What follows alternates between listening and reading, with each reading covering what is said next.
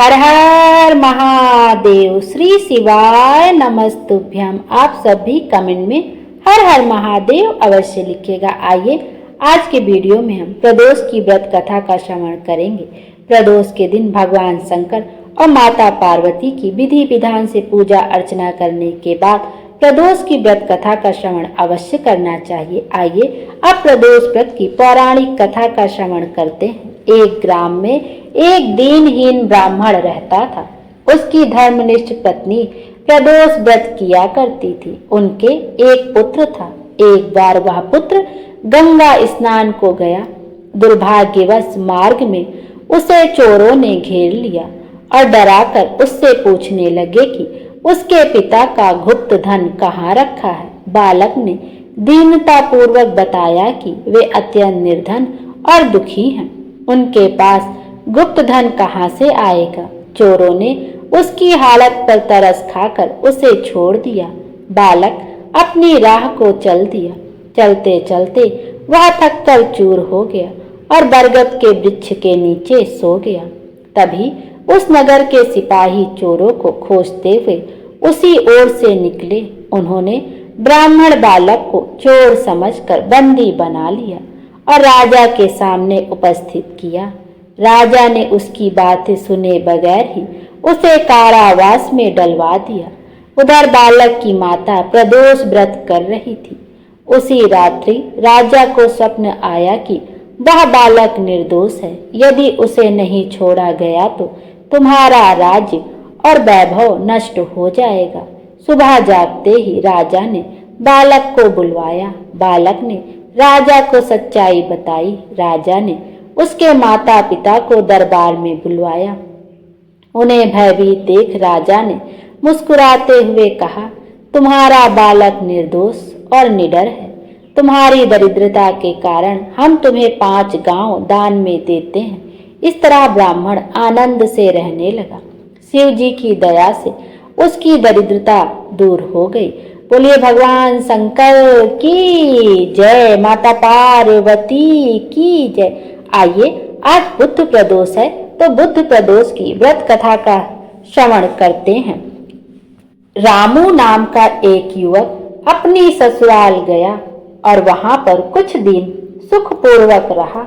फिर अपने ससुर से एक दिन उसने कहा कि हम अपनी पत्नी के साथ अपने घर जाएंगे, अतः आप विदा कर दे।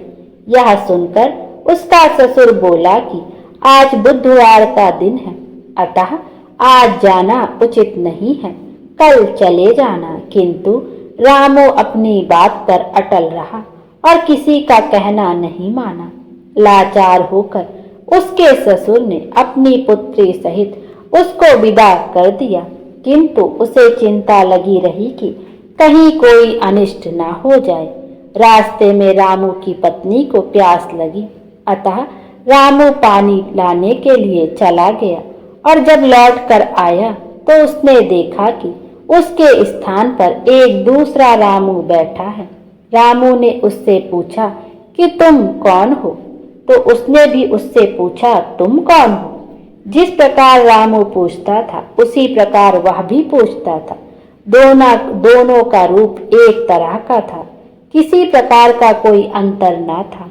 अतः उसकी पत्नी भी अपने वास्तविक पति को पहचानने में असमर्थ थी। कुछ समय बाद वे दोनों आपस में लड़ने लगे। उधर से राजा के सिपाही जा रहे थे। वे दोनों रामू को पकड़ कर ले गए और दूसरा रामू राजा के दरबार से अदृश्य हो गया। तब वह बहुत ही विलाप करता हुआ बोला कि यह बुद्ध देवता के कोप का फल है।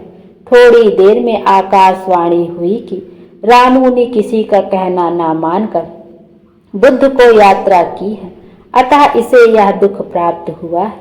यदि यह अपनी ससुराल पत्नी सहित वापस लौट जाए और बुद्ध देवता की पूजा करके यात्रा करे तो किसी प्रकार का अनिष्ट ना होगा।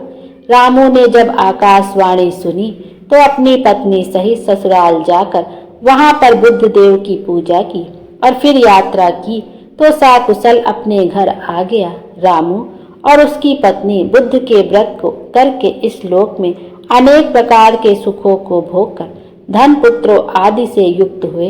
अतः बुद्ध के दिन यात्रा वर्जित है, किंतु बुद्ध देवता की पूजा करने के बाद यात्रा करने में कोई दोष नहीं होता और अनिष्ट का भय नहीं रहता। जिस प्रकार रामू ने धन धान्य पुत्र आदि को प्राप्त करके अनेक सुखों को भोगा और अंत में मुक्ति पाई, उसी प्रकार बुद्ध व्रत करने वाले को धन धान्य पुत्र पौत्रों की प्राप्ति हो और सब कष्ट दूर होकर संपूर्ण मनोरथ पूर्ण होते हैं। बोलो भगवान शंकर की जय। ये अब प्रदोष व्रत की एक अन्य कथा का भी श्रवण करते हैं। यह प्रदोष व्रत की कथा स्कंद पुराण में वर्णित है। पूर्व काल में विक्रम नगर नामक एक नगरी में एक ब्राह्मण परिवार निवास करता था। उस परिवार के मुखिया की अचानक मृत्यु हो गई। ब्राह्मण की मृत्यु के पश्चात ब्राह्मणी भिक्षा मांगकर अपने परिवार का पालन पोषण करने लगी। उसका एक बेटा था जिसके साथ वह भिक्षा मांगने जाया करती थी और शाम को भिक्षा मांगकर वापस लौट आती थी। इस तरह से उसका गुजर बसर होता था। एक दिन जब वह शाम में भिक्षा लेकर लौट रही थी तो उसकी नजर नदी किनारे एक नवयुवक पर पड़ी। जब वह उसके पास गई तो उसने देखा कि वह बालक घायल अवस्था में दर्द से कराह रहा था। ब्राह्मणी को यह देखकर बहुत कष्ट हुआ और दया भाव के चलते वह उस नवयुवक को अपने घर ले आई। उस बालक का नाम धर्मगुप्त था, जो कि विदर्भ का राजकुमार था, लेकिन ब्राह्मणी को इस बारे में कोई जानकारी नहीं थी। अपने बेटे की तरह ब्राह्मणी ने उसका पालन पोषण किया और एक माँ की तरह पूरे स्नेह के साथ उसका ध्यान रखा। इसी तरह परिवार में तीनों का समय व्यतीत होने लगा। कुछ समय पश्चात ब्राह्मणी दोनों बालकों के साथ मंदिर गई। वहां उनकी भेंट ऋषि सांडिल्य से हुई। ऋषि सांडिल्य ने ब्राह्मणी को बताया कि जो बालक उन्हें मिला है वह विदर्भ देश के राजकुमार हैं। उन्होंने आगे धर्मगुप्त के अतीत के बारे में बताते हुए कहा कि शत्रुओं की सेना ने उसके राज्य पर आक्रमण कर दिया था और इस युद्ध में उसके पिताजी वीर गति को प्राप्त हो गए थे। उनकी माताजी भी शोक में स्वर्गलोक सिधार गई। इसके बाद शत्रु सैनिकों ने धर्मगुप्त को राज्य से बाहर निकाल दिया। राजकुमार धर्मगुप्त की यह दुखद कहानी सुनकर ब्राह्मणी बहुत उदास हुई। ऋषि सांडिल्य ने ब्राह्मणी के कष्टों को देखते हुए उसे प्रदोष व्रत करने की सलाह दी। ऋषि की आज्ञा से दोनों बालकों ने भी अपनी माँ के साथ शिव जी की आराधना और प्रदोष व्रत करना शुरू कर दिया। कुछ दिन बाद दोनों बालक वन में घूम रहे थे, तभी उन्हें कुछ गंधर्व कन्याएं नजर आई। ब्राह्मण बालक तो घर लौट आया, किंतु राजकुमार धर्मगुप्त की अंशुमति नाम की गंधर्व कन्या से बात होने लगी। गंधर्व कन्या और राजकुमार एक दूसरे पर मोहित हो गए। कन्या ने विवाह हेतु राजकुमार को अपने पिता से मिलने के लिए बुलाया। दूसरे दिन जब वह पुनः गंधर्व कन्या से मिलने आया तो गंधर्व कन्या के पिता ने बताया कि वह विदर्भ देश का राजकुमार है। गंधर्व राज को भगवान शिव ने सपने में दर्शन देकर अपनी पुत्री का विवाह राजकुमार धर्मगुप्त से कराने की आज्ञा दी।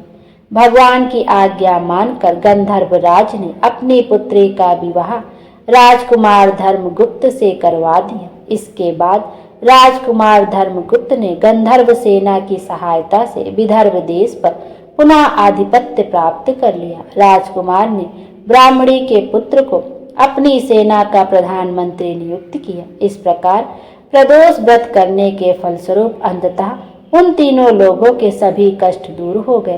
बोलो भगवान शंकर की जय। कथा सुनने वाले सभी भक्त जनों पर भगवान शिव की कृपा सदैव बनी रहे। बोलिए भगवान शंकर की जय। माता पार्वती की जय।